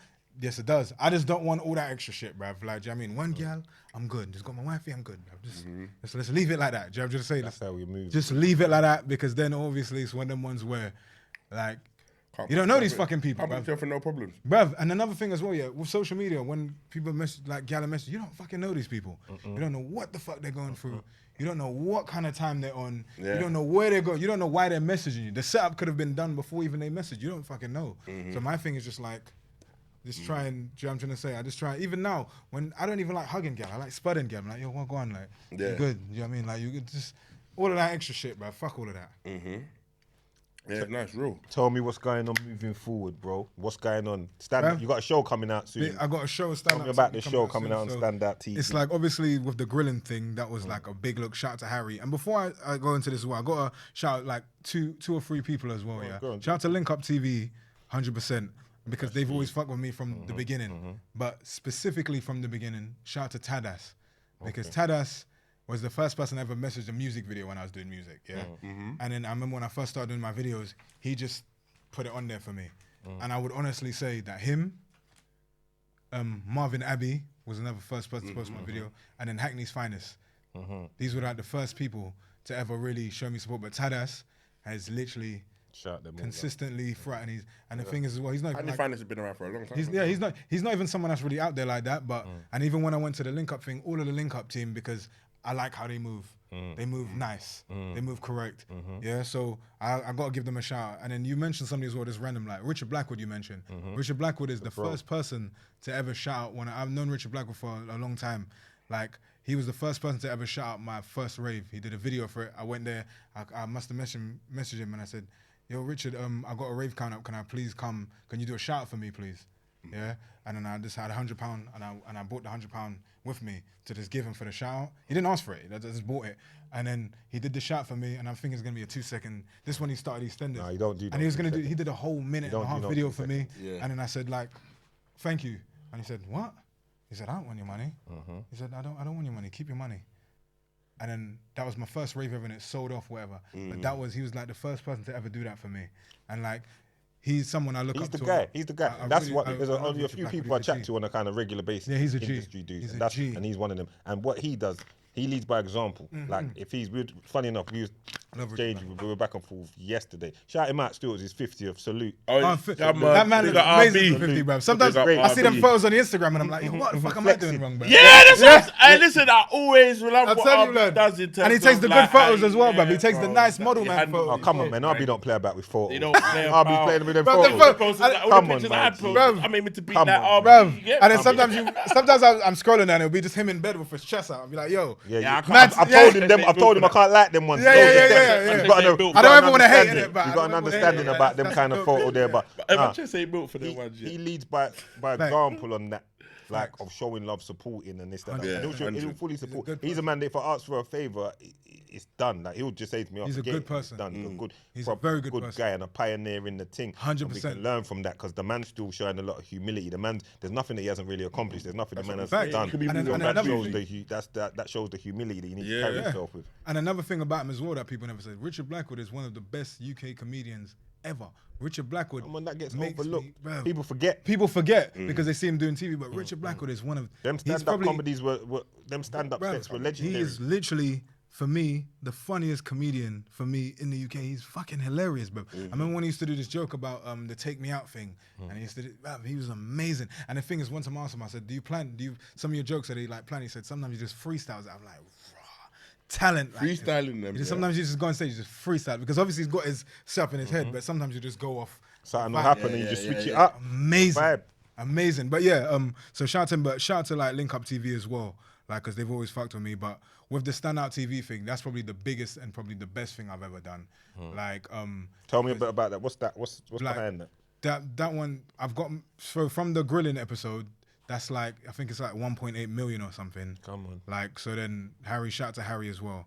Like, he messaged me and he said, I want to give you your own show. Yeah. And I was like, for real? And he's like, we talked about it, whatever. And I was like, yeah. Harry, make sure you pattern up my little bro with the proper baggie bruv, for what's going on. It's not even a pattern. It's I lead everything. So I said, I ain't doing that shit unless I have this. So it's like half. It's half my show. Everything signed. Everything. Say no more. Because of me, bruv, especially now with how my guy moved before. Now it's like, before I would move with people based on their integrity and how they are. Yeah. Because even with that situation before, because I'd worked with him before, I didn't expect him to move anywhere else. And I'm not gonna lie. I'm not gonna lie and pretend that I don't rate his thing, because when I jumped on his show the first time years ago, which I actually signed a consent form from, I joined that because although I had a following, I wanted to increase my show. I had like 60K, 68K, and I wanted to jump more. So then I'm never gonna say his shit is dead. His shit is, he's good at what he does. Yeah, which is why I went in it, but which is why I kind of thought to myself, go on that thing and come pitch and come to him and come with my idea, my show that I had an idea for, which is why I went to him, because integrity, I moved like that, and I had no other reason to believe otherwise. Do you understand what I'm trying to say? But now, I don't fucking believe anybody, bro. Do you understand what I'm trying to say? And so now, it's not even on the complexion thing. Do you know what I'm trying to say? Like, because now, black people and white people, they move the same way. Do you know what I'm trying to say? So it's one of the ones where, like, for that, even when it comes to business, I'm friendly in it, but it's, I mean, I'm friendly in general, but when it comes to business, I'll be a dickhead in it. So like, literally, I'll be like, no, I want this now. Put that right. When am I getting the money? Now. Do you know what I mean? This, now. And the thing is, even he was like, you're going on like, you know, he's funny. Shout out to Harry. He's like, he goes, come on, man, you can trust me. I was like, bro, I don't even fucking trust my mum sometimes, bro. I don't even trust myself. One time I nearly went mad when I was 23, and then like, my thoughts were speaking to me. So I don't even fucking trust myself. So my thoughts was lying to myself. I might lose my mind and forget that you're but, do you know what I mean? Like my mind, I nearly lost myself, and my mind was playing tricks on me for real. So why the fuck would I believe? In case I forget, lose my head. And now and you've got all my episodes. And now I've lost my mind, and I ain't got no bread. That's what I'm saying. So now, my man's got a little change for me. Yeah, I'm trying to say. So shout out to Harry, but like literally for me, it wasn't even a personal thing. It was literally just like, bro, I trust nobody. It's just business. Yeah, I'm trying to say. I remember one time, even like I said, I love my mum to death. My mum's my grandma. I love her to death. One time my mum snaked me, and I was like, Mum, I was looking at my mum funny, because I remember one time my mum was getting vexed with all these gal I was bringing to the house, like, and she see new things in her kitchen and shit. She'd be like, that gal stole my fucking towel. I was like, Mum, she didn't steal your towel. Like, no stealing your towels. But like literally, she got vexed, and she must have hotted up one. She must have basically had one thing, which was my main thing, and my mum baited it out. She was like, oh, my mum's Caribbean, and she's like, he bringing all the girls in the house. All of the girls in the house. And I'm thinking, and I'm just looking at her, and she's saying this to the girl, and I was just literally looking at her like, bro, like, is that how you're gonna do it? I was like, bro. I was like, you can't trust fucking nobody. Yeah. She was tired. She was tired, Castillo. She was tired. She was tired. Yeah. Right. She snakes him, you know. She's tired of You're me. walking bed. She's trying and sleep. I'm trying and sleep. That boy next door. I'm not gonna lie, yeah. She got to go work. I'm not gonna lie, bruv. I'm not gonna lie. You see that? I'm not gonna lie. Taking the towel to 100%. Yeah. The thing is, when I was looking at her, it was some, like, I swear down, I didn't really, our relationship was funny for like 5 months, and I'd have to keep on reminding her. She'd be like, Joe, she said, hey Joe, you don't trust me for this? I can do this. I can do. You don't trust? I said, Mom, I can't trust you. I said, how could I possibly trust you after what you did? Yeah, how can I trust you?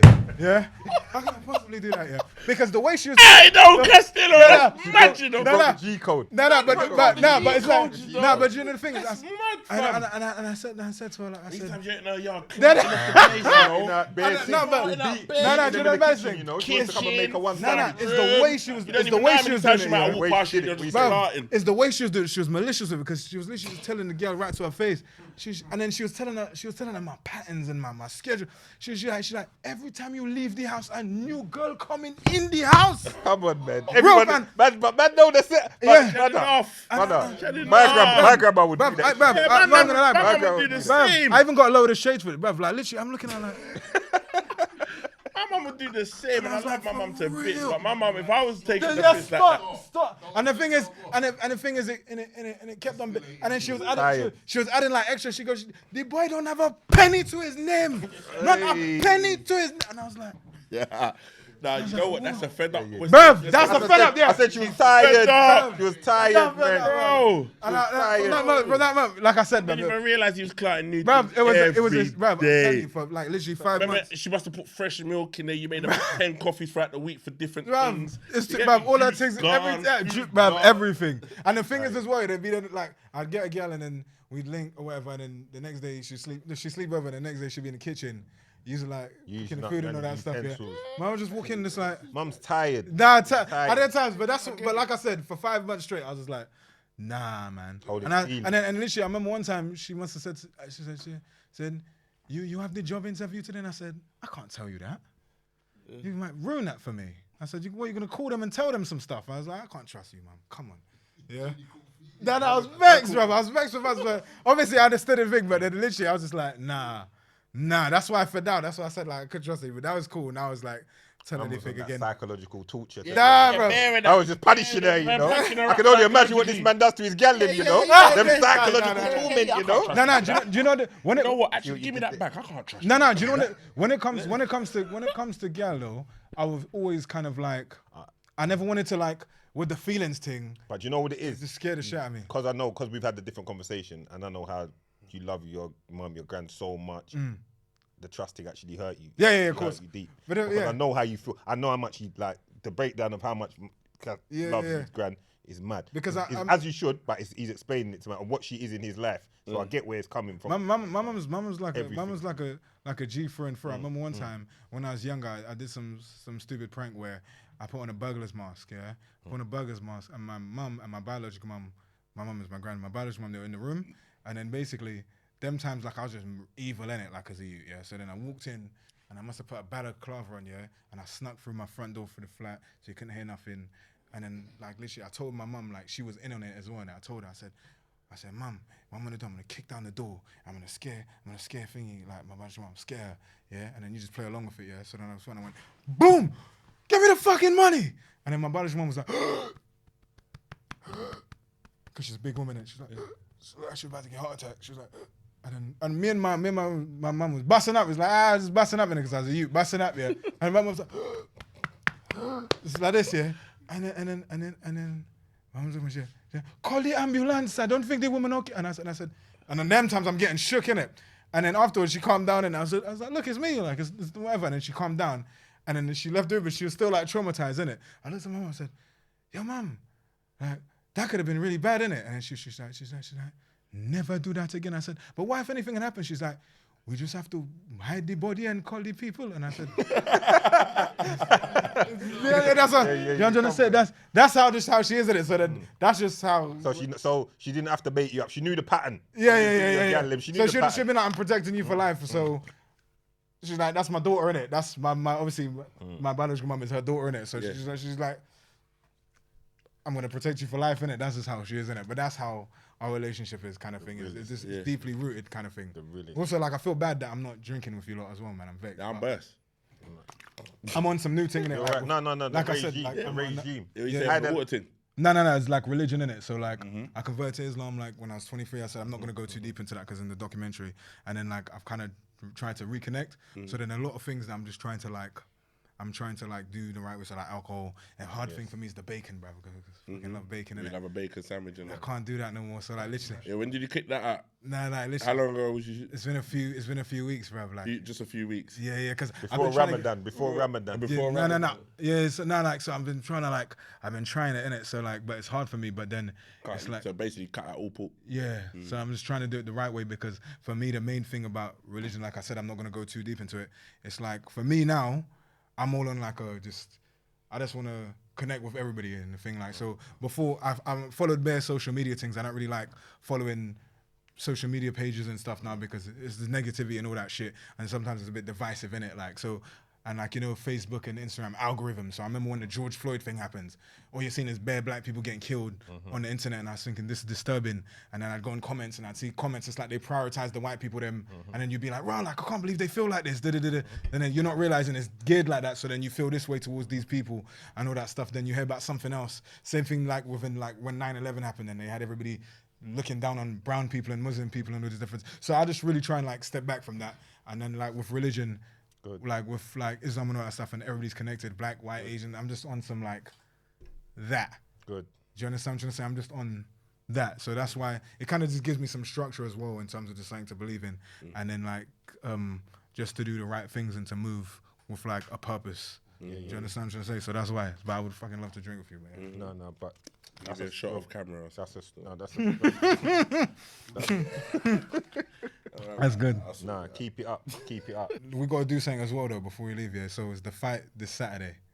Yeah, I want to know you lot's predictions. Who's that? So it's the bouncers thing. Taze. Which fight you talking? Which all one? three. Let's do all three. Who's the other fights? So it's I think I think his name's Ashley. I don't want to get his name wrong. Ashley from Rexu versus Big Tobes, Lippy and Taze. We're doing a live podcast from there. See, 666. So, because of the live podcast, we'll let you do the predictions. You're good. You're good. Because we're involved. I love boxing as well. Like you love boxing. What's your predictions, Cass? Predictions. I gotta go with Lippy because obviously I fucks with Lippy and that. By points or knockout? I think it's gonna be points. I'm not gonna lie. Okay. I feel like it's gonna be points because been training hard. I've seen him training. Do you know the thing is when people don't mention that they're training, that's also is equally as bad as seeing someone train. When somebody don't mention that they're training, sometimes that means they're doing a mad thing. They just don't want to tell you. And at the same time, you're going. So you're going. I'm going Lippy. And the thing is as well with that, I would say that I don't want to underestimate Taze because I'm a big fan of boxing, and what I do know is that human spirit is human spirit in it. Like, you know what I mean? So I'm gonna go with Lippy because he's my guy, but I would go on points because I feel like if you're not a seasoned boxer and you're just doing the thing, it's hard to really knock somebody out unless you know what the fuck you're doing. You know what I'm trying to say? The next one. And then the next is Big Tobes and who's been at Big Tobes and. I like Big Tobes a lot. When I met him, I've seen him in person. I was like, he's actually fucking big. So like, I would say that one's a hard one, but I'm gonna go with the Ashley guy because I feel like he probably has more to prove because maybe people are underestimating him because he's from like a R&B group or something. Yeah, is that where he's from? You think he's from is it Raksu? I think so, yeah. So you say he's taking it. I think he'll take it personally, yeah. Taking it personal. Which one is it out of Raksu, the black brother? Yeah. But the thing is as well, he looks like, you know like people that dance and people that perform, they're athletic people. Yeah, he's athletic, they are. All day, so you can't really underestimate them. But I think Big Tobes has got the heart to knock it out. I think Tobes is sick as well because he's a fucking big dude and they're both not pro boxers in it. So if Tobes is motivated, he might get it. We're gonna see how that one turns out. We're gonna see it pan. Would you ever do that? You training in the past. Would you ever do one of those fights? One of these kind of. Yeah. No. I ain't doing all of that shit. Is it because of money? Like they wouldn't pay you enough? They couldn't afford me. That's I'm on the same thing. They couldn't afford me, bro. For what I'm gonna want for that. Yeah, because obviously if you're gonna do it, you want the mad American thing. Yeah, they're gonna have to do it up proper. Yeah, you want the Eddie Hearn thing, like. Yeah, that's why. Yeah. Because that's gonna last forever, innit? So yeah. No, that's a next thing. But yeah, shout out Castillo in the big man thing. Pressure and pain. All digital platforms. Now go and check it all out now. Done now. And it's gonna be a deep interview as well. So I'm looking. Check the interview out. Yeah, that's gonna be done. The documentary and the tune. Download the tune. It's on all platforms. Big tune as well. Pressure and pain. Big tune. Get to know. Check out the whole back catalog as well. I'm trying to aim for $1 million because Sniper about to hit that one as well. So I'm trying to aim for $1 million for that one. Man, had the gal at the train station with a something hanging out of her nan and all of that. Leave that for now. You get. Oh, what the other video? Yeah. Right, it looked cold as well. She looked like she was cold. You look calm. It was the coldest out there, but can't lie to say something about that. I was like, this time man got the gal out here. Yeah, cold world, you know. Because he was moving there. You see him, he was moving the big proper cold.